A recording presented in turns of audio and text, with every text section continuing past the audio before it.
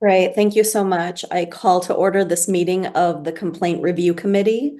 At this meeting, the committee members will discuss and consider the complaint, the answer, and any other materials that have been submitted. We will vote to determine whether violations and sanctions are appropriate or recommend to the commission that a complaint be dismissed. This is not a contested hearing.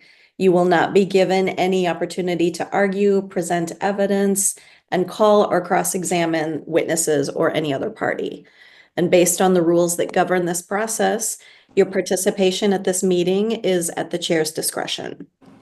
If the committee determines that you're in violation of the commission's laws, you will be mailed a notice of violation letter and have the opportunity to submit in writing your request to settle or contest your case. There's an additional step if your case is dismissed. Your case will be presented before the commission at its commission meeting. The commission will vote to approve or not approve your dismissal, and the meetings of the commission are open to the public and you will receive notice of them.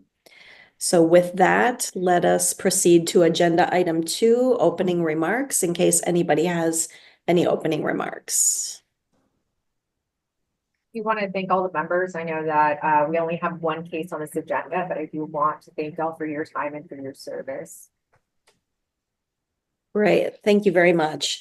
So the first case that we will discuss is agenda item 3 in the matter of Young Sung, cause number 0538. Madam Investigator, do you have a summary? Yes. On February 2nd, 2023, Abigail Kim, the complainant, filed a complaint against Young Sung, the respondent, alleging she hired the respondent to provide interpretation services for her client, and the respondent acted unprofessionally by offering numerous side comments in his own testimony during a deposition. Per the answered interview, the respondent denied the allegations and stated he only commented in an attempt to explain the client's confusion. Being a Mohan prosecutor for the commission, we did find a violation of Code of Ethics 6. And the suggested sanction is a reprimand, which is consistent with the matrix for first violation.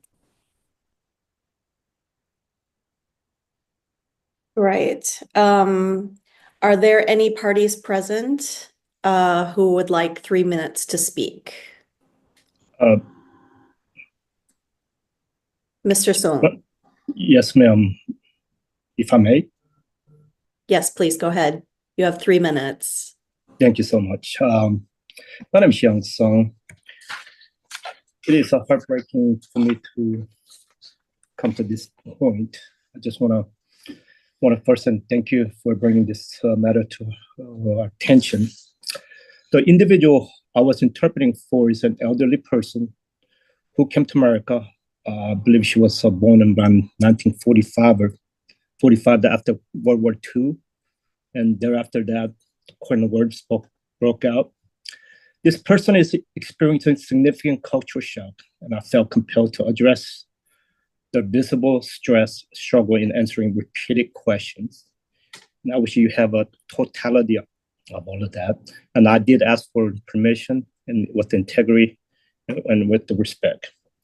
Having been interpreted for over 20 years without any prior complaints, it is deeply concerning to receive this feedback after such a long time. While I always strive for neutrality, my intention was to provide the best support in a challenging situation. It is unusual and unfortunate that this complaint arose a year later, especially when other lawyers, prosecutors, judges in a similar situation have been very accommodating and understanding. And I have been interpreter for over 20 years and done many different cases, even doing a Homeland Security, FBI, Interpol, many kinds of also. What I do is by service above beyond, is give back to the community of people. This was not about doing the service. And I've done that with all due respect. It was, if you look at the whole totality of everything, it was a matter of so much, it was such a heartbreaking situation and very stressed situation, trying to offer support in a challenging situation. That's what I did. It was never about anything else. Now we should you committees understand. And this is it's heartbreaking for me to be here. The first break for me to see. I wish you see the whole totality of all of this. Right. Well, Mr. Sung, thank you very much for your comments. Do any of the board members have any questions for parties or for staff?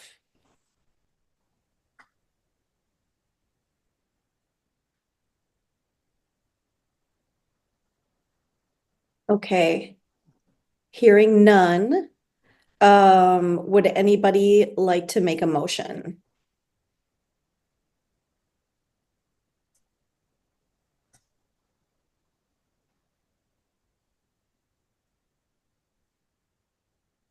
And Madam Chair, the motion can be to accept the prosecutor's violation and recommended sanction, or to dismiss a case, or you can propose an alternative sanction. Great, thank you, Ms. Mohan. So with that in mind, would anyone present like to make a motion on this case?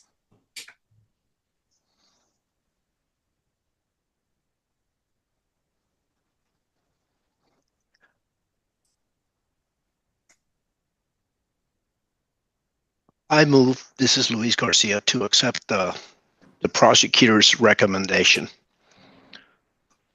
Would anybody like to second that motion?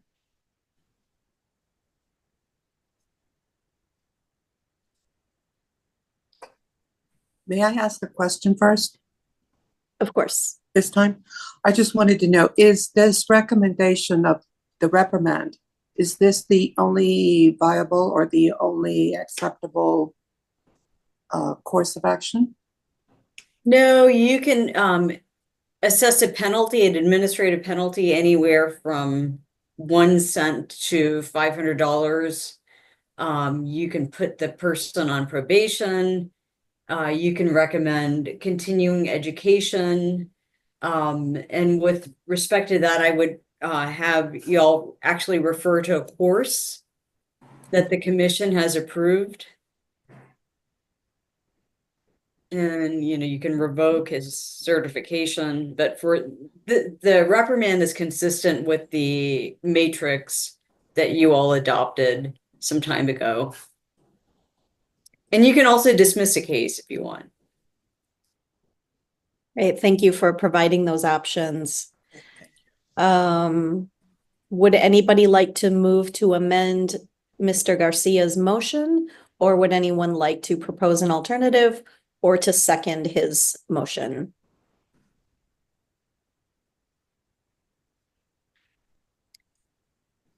If not, I would move to second the motion to accept the prosecutor's recommendation. So, all in favor, please say aye. Aye. Aye. Aye. Opposed?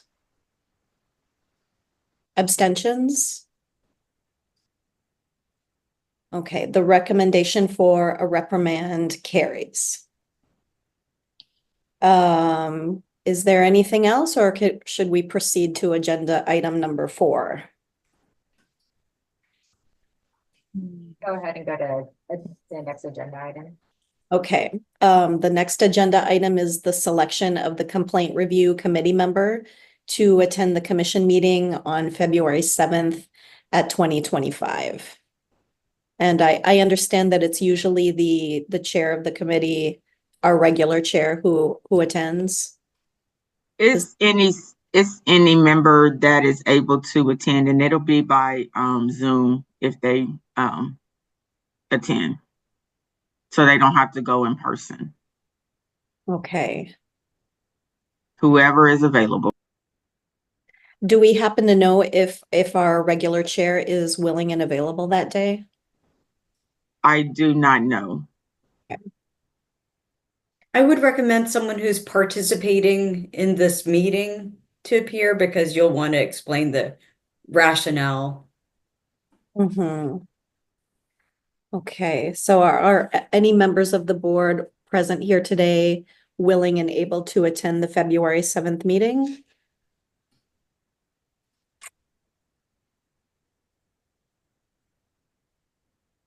I can send out an email, maybe after this meeting to see if we can, if y'all want to check your calendars, or if that would be, easier, instead of making the selection right now. We haven't been able to get a hold of, Laura, so that's why we're not sure. And as Dina said, it would be beneficial if we have somebody from this meeting attend the actual commission as well. And at the commission meeting, I usually present these cases, and rarely do they have questions for the committee members. Okay, then should we just proceed and decide via email then? Or Ms. Mohan, is that a volunteer? Have you volunteered? I'm sorry? Have you volunteered, or would you like? There's usually someone from the committee who's a representative who appears via Zoom or in person at the commission meeting, but I usually present the case and I explain the committee's rationale. So typically there are no questions for the committee member who appears. Okay. Well, I would be available and willing if you like, but if we can still send out the email in case one of my fellow committee members would be more inclined to attend.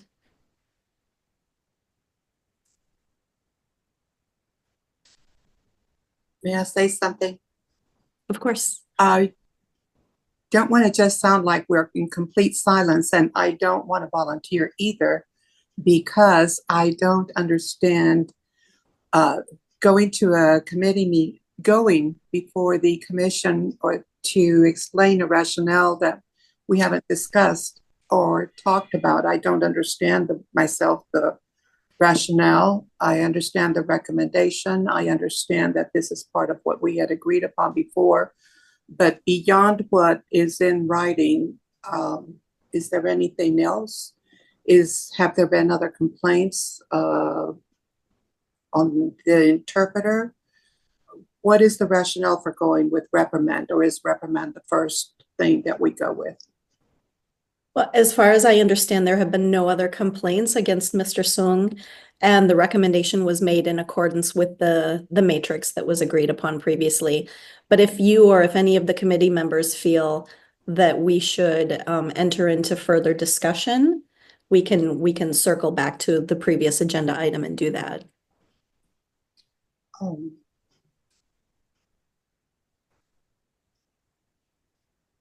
I'm sorry for I don't remember what else is in the matrix other than a reprimand, but okay, I will leave it at that. As Dina had stated earlier, you can do administrative penalty, you can do a probate suspension, a suspension, a revocation, you can do a CE, notification. There's multiple things that you can do. The only thing that we don't do is the private reprimand. And then you could also just leave it as the reprimand itself. As Melissa has stated, in the investigation report, he's not had any other complaints with the commission. And so we also, not only going on the matrix that was presented and accepted, but looking at the totality of it as well. The matrix isn't going to be cookie cutter every single time. Right. So we look at conduct, past history with commission, severity, and such. And so, but again, like Dina had said, the board can always make alterations. They can always change it. They could always dismiss it. Whatever the board thinks is appropriate, given that you guys are the subject matter experts on the case. Going on what you just mentioned, there was the word private reprimand. Is this the recommendation? Is this a private reprimand or a public reprimand? No, we don't do public, or we don't do private reprimands anymore. Okay. It's going to be public on the website, on the disciplinary law. Okay.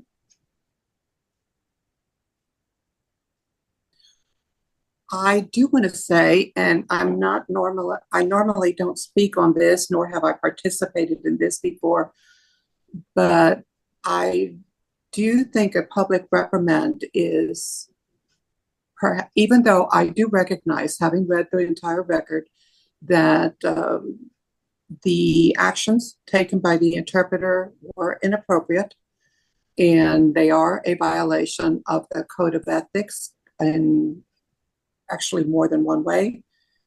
But I do think that jumping from speaking to the interpreter and reminding him that this is not appropriate, that he feels that there are reasons for what happened, and I understand the reasons, but it was not the correct solution and it was not an appropriate behavior.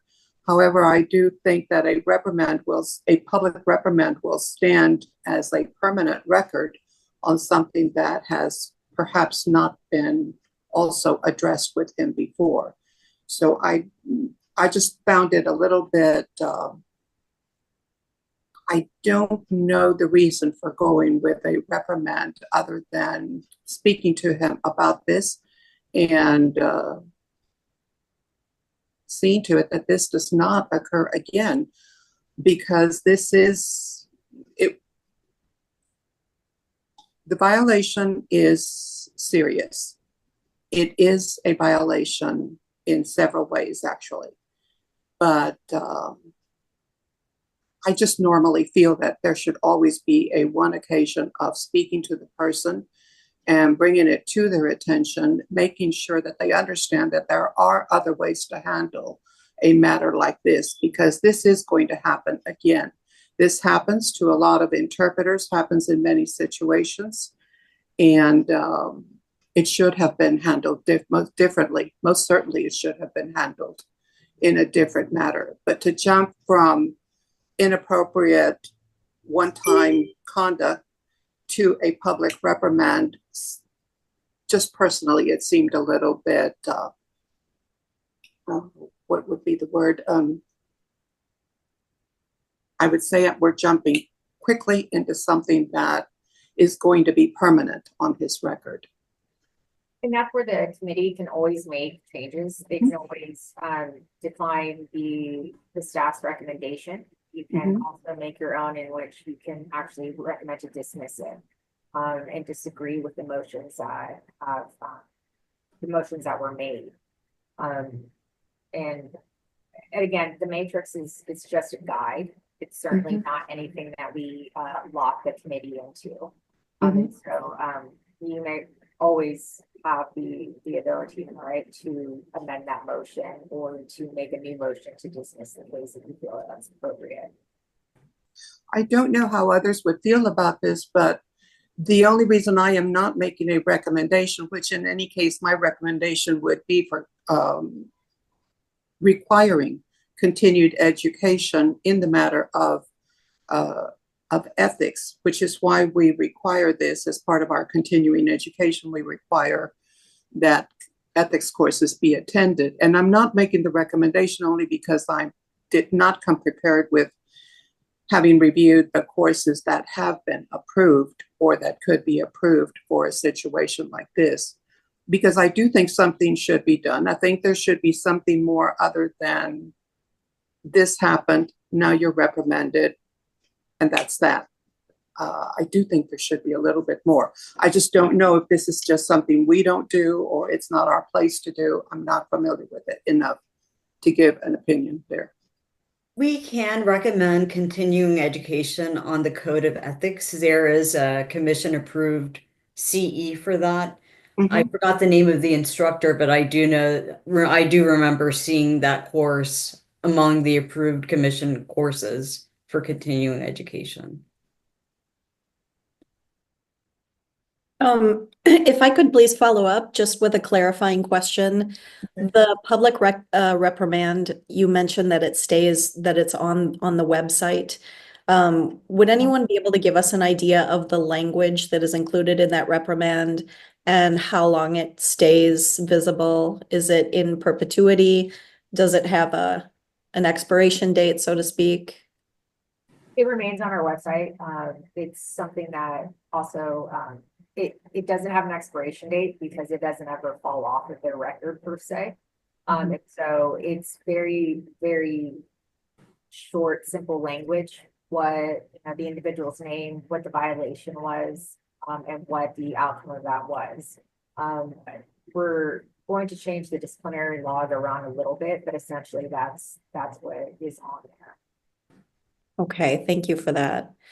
In light of these comments, Cynthia, would you feel comfortable making a motion to recommend continuing education and not going forward with the public reprimand?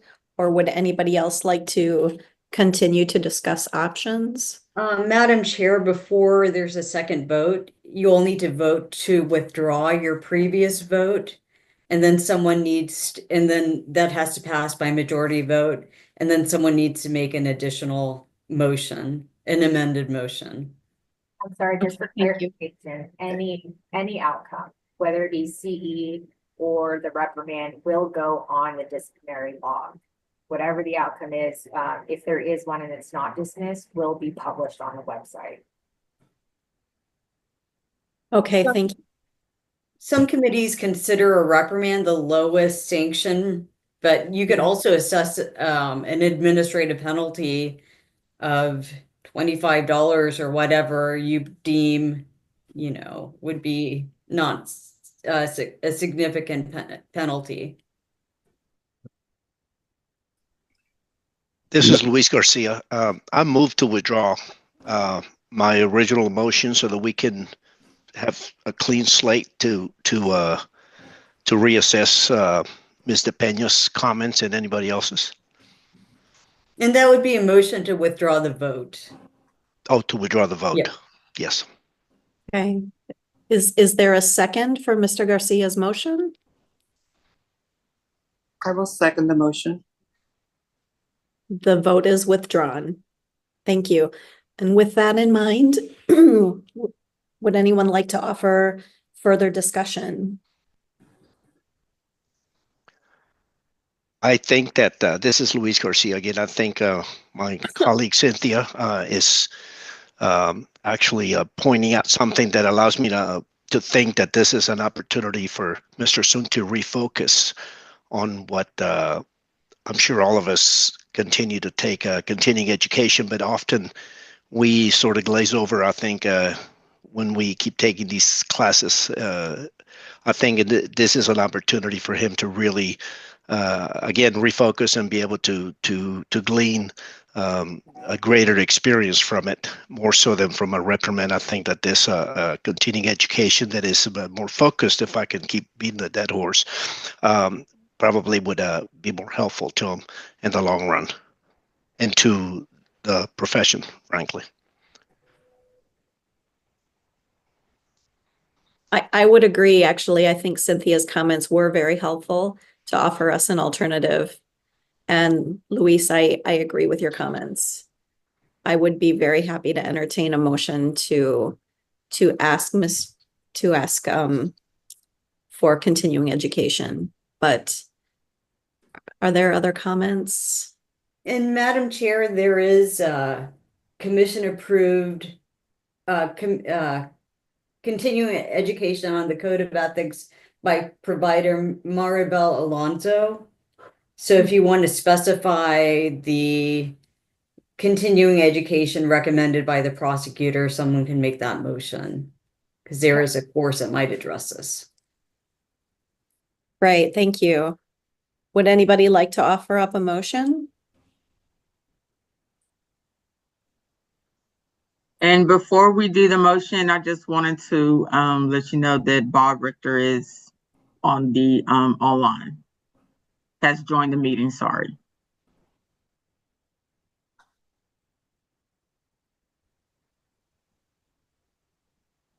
To make it easier, Chair Wallace, someone can say they adopt the recommended course by the prosecuting attorney. And that way you don't have to repeat everything. My memory thanks you.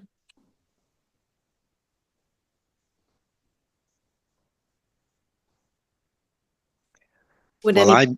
yes, yeah, this is Luis Garcia. I move to adopt the recommended course as expressed by the prosecutor. Thank you, Mr. Garcia. Is there a second for this motion?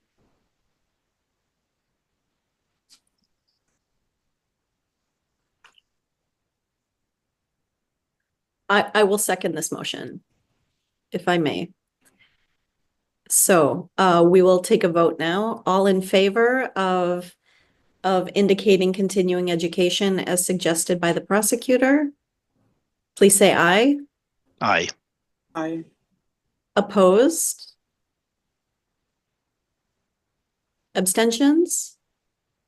And my vote was an aye also, so I believe the motion carries then. That's correct. Okay. Great, I thank don't you. know if Judge Richter wanted to abstain or if he had a vote. Mr. Richter, would you like? No, I'm sorry, I was muted. Since I have joined the meeting late, I don't, I'll just abstain because I don't even know what y'all are talking about. Sorry. Go ahead. Okay, we note your abstention, Mr. Richter. Thank you. The motion has carried. If there is no further discussion about this, I'll just thank my colleagues for always being so deliberate in their and so insightful. We will proceed then to agenda item 5, which is future meetings. Ms. Holcomb? So we have a meeting scheduled, tentative for February 21st. So far, I've heard back from everyone.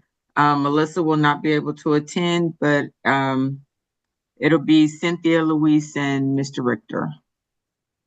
Got it. Okay. Great, thank you for that. Yes. Item number 6 is public comment. Do we have any members of the public with any who would like to make any comments, Ms. Holcomb? Unless Mr. Song has some comments, we do not have anyone from the public. If I may, Madam Chair, Yes, sir. thank you for your time and thank you for this meeting. I truly appreciate your time trying to do this. I want to thank you. I know what I said on that meeting also. Is again, this is not something that I was trying to do something out of character. It was merely to understand, because what I went through, excuse me, my parents were born into that situation. I've been through it. My parents, I know my parents from the Japanese War occupation, Korean War. What they do not know, understand what they're going through. That is why applying humanity. As a public servant, as I am, I was for the last 6 years for City of Carrollton as a city council, and that's what I do. That's what I do for the service. Again, I understand that what you have decided. I will respectfully, honorably accept it, but know that where my heart is to serve. Thank you. Okay, thank you, Mr. Sung. We appreciate your comments. And there are no other public comments? No, ma'am.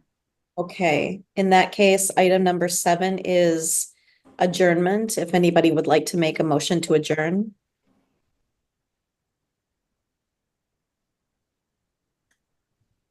And Since someone I'm the can say last so one moved. on here, I'll so move. Mr. Being Rick, the last can you person to join and adjourn? missing the whole meeting, I'll move to adjourn it. Would Thank you, Mr. Richter. Would anybody like to second that motion?